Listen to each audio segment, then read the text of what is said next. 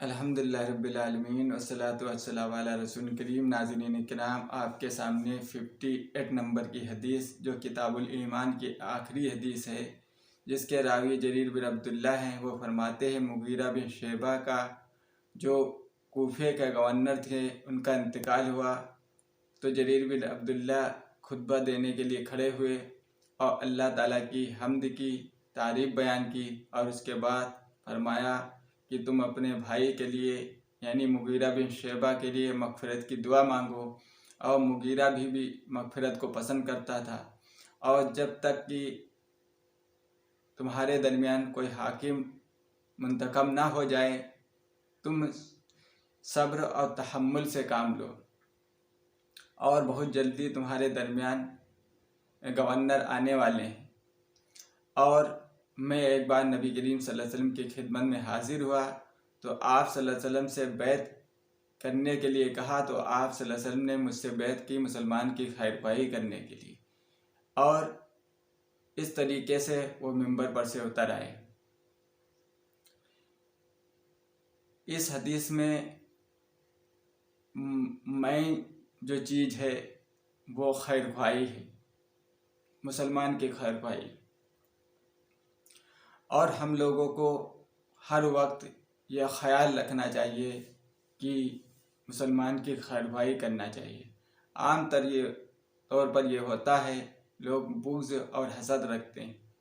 خیر خواہی ایک دوسرے سے نہیں رکھتے، لیکن مسلمان کا حق ہے کہ اس کے خیر خواہ بنا رہے،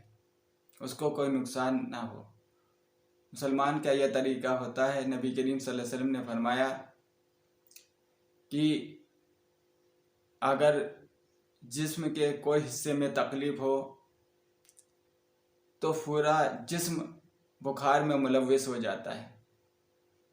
تو اسی طریقے سے اللہ کے رسول صلی اللہ علیہ وسلم کا کہنے کا منشا یہ ہے کہ مومن کو اگر کوئی تکلیف ہو تو دوسرے مومن کے لیے اسے محسوس ہو کہ گویا اس کی تکلیف ہے۔ اور اللہ تعالیٰ نے قرآن مجید میں فرمایا بھائی انما المؤمنون اخوہ، مومن کا بھائی، تو اس طریقے سے مومن کا بھائی، تو اس طریقے سے نبی کریم صلی اللہ علیہ وسلم نے یہ حدیث فرمائی۔ اور اللہ تعالیٰ سے دعا ہے، اللہ تعالیٰ جس طریقے سے یہ کتاب الوحی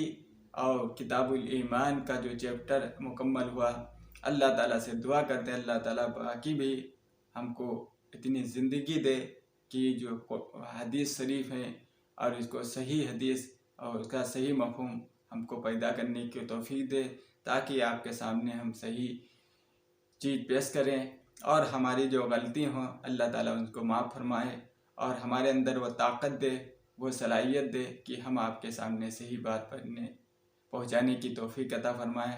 اور ہماری خطاؤں سے درگزر فرمائے، اور جو بھول چوک سے جو ہماری غلطی ہو جائیں ان کو معاف فرمائیں۔ کہ نبی کریم صلی اللہ علیہ وسلم نے فرمایا بھی ہے کہ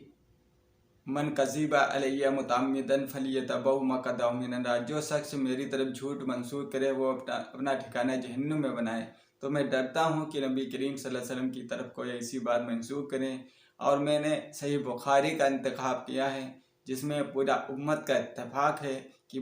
بخاری اور مسلم کی ساری حدیثیں صحیح۔ تو اللہ تعالیٰ سے دعا، اللہ تعالیٰ ہم سبھی کو